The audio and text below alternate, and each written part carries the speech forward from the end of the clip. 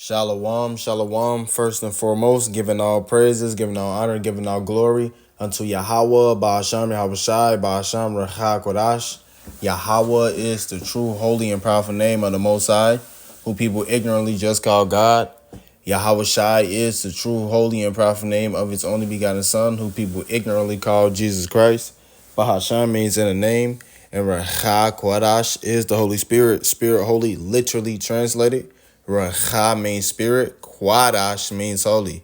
Double honors to the elder apostles as well as the elder bishops of Great Millstone that do rule and that teach well, who taught us this truth.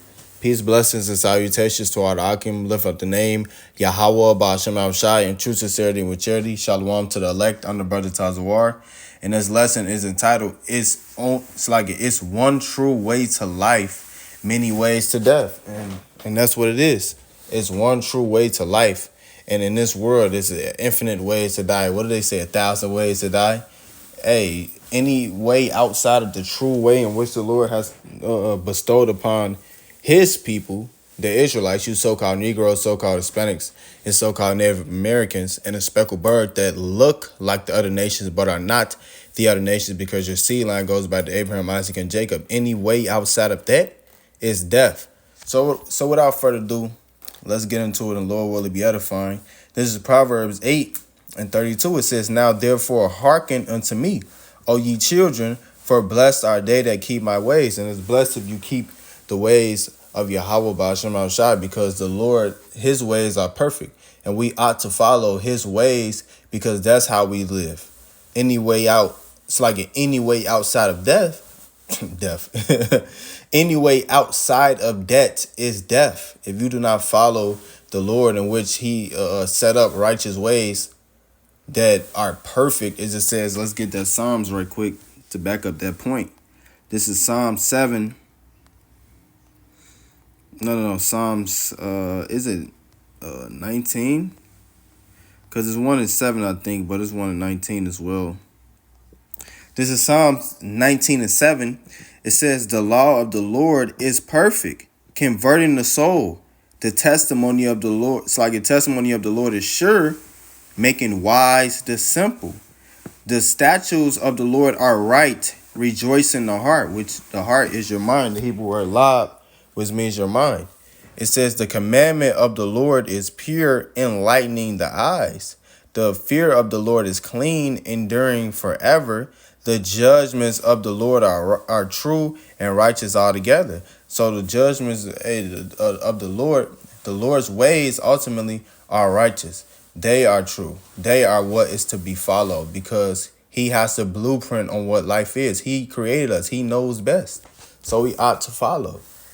Verse 10, More to be desired are they than gold, yea, than much fine gold, sweeter also than honey and the honeycomb. And this word, this truth is much more valuable than gold, man. And that's an understatement.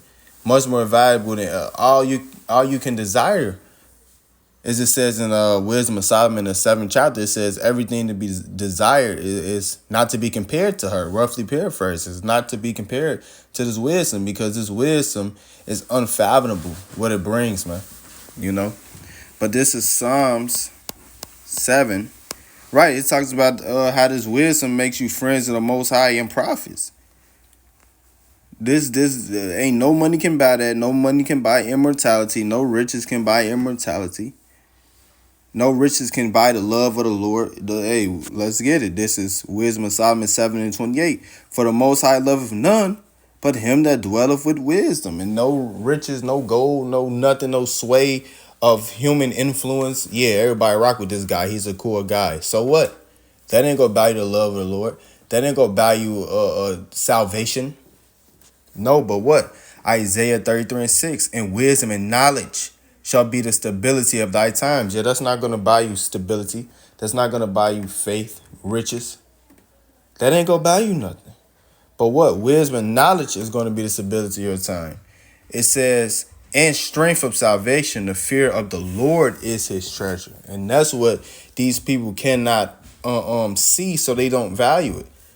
They don't value fearing Yahweh Ba'Shem El Shai. They don't value serving the Lord. They don't value wisdom and knowledge. Why? Because they can't see it. They can't get carnal means from it. And these people are about a death style. They're about carnal ways. They're about wickedness. We are about righteousness, and Lord will we hope to continue on that right path, because that's the point. There's only one way to go. But this world is many ways in death. That's why it says that in Second Ezra, the 8th chapter, the first verse, that this world was created for many, but the words to come for few. So this is Psalms. Let me see if this is it.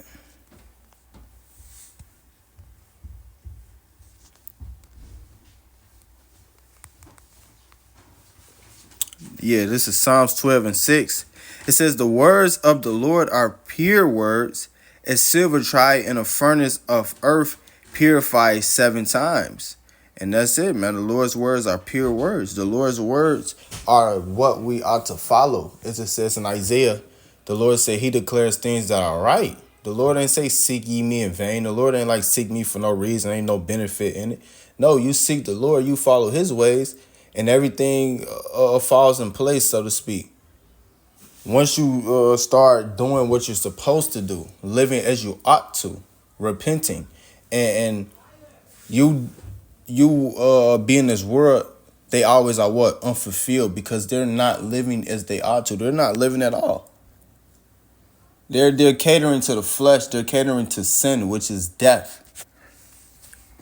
That's why they're unfulfilled. That's why they look for these answers. And ultimately, the only way to go is to serve the Lord, straighten up, fly right, so to speak. But these niggas love death rather than life. It says death should be chosen rather than life by all the residue of them which remain of this evil family. And that's talking about you Israelites, you so-called Negroes, so-called Hispanics, and so-called Native Americans, the wicked of our people. You will choose death. You will not repent. You will not turn to the right way. You will lean into a way which is unprofitable that you think is righteous. This is Proverbs 14 and 12. There is a way which seemeth right unto a man, but the end thereof are the ways of death. Yeah, there's a way that seems right unto a man, but you ought not to lean into your own understanding, because that way leads into death. And you may think, oh man, I'm a what's the word I'm looking for? I'm a cool guy in this society. I don't have any enemies. I don't have no beef with anyone. But yeah, you're not serving the Lord. So it don't matter what these people may think. It don't matter what you may feel in your flesh that you're doing right. These people always say that, well, that's my relationship with God. Well, hey, everyone has their own personal relationship with the Lord, the righteous of our people. But the point is, these people put that front on because it's not it's a own relationship with God.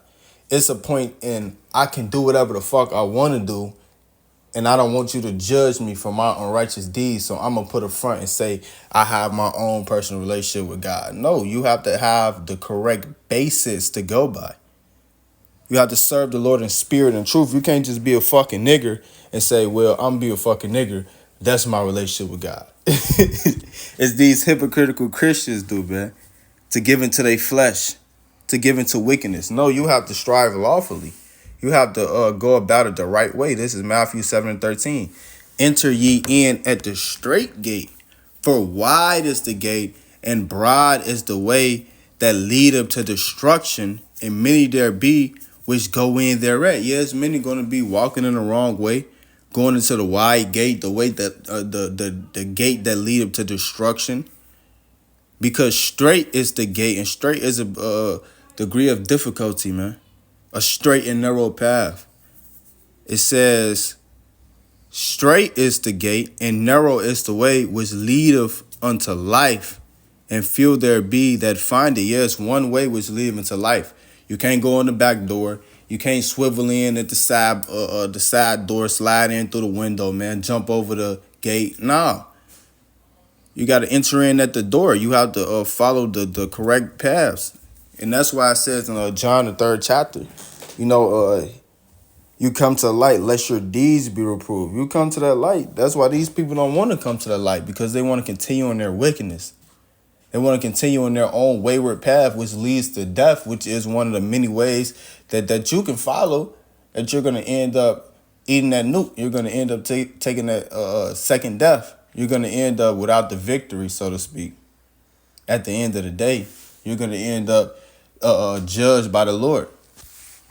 This is 2 Timothy 2:3. It says, "Thou therefore endure hardness as a good soldier of Yahweh Shai Mashiach." Hey, and that's the point. You got to endure hardness, bear your cross. Go through what you have to go through, because at the end of the day, this world is not going to love those fearing the Lord. This world is not for those that fear the Lord. The Lord has a kingdom to come for those that fear him, for those that serve him, for his elect ultimately. So yeah, these demons, they know who you are. The Lord, he's going to try you, as it says, you come to serve the Lord, prepare yourself for temptation. The Lord Yahweh Shai said, no man can be a disciple if they don't bear their cross, roughly paraphrasing. And ultimately, this world is not for us. It says in 1 John, marvel not if the world hate of you. It also says in 1 John, the 5th chapter, that it says that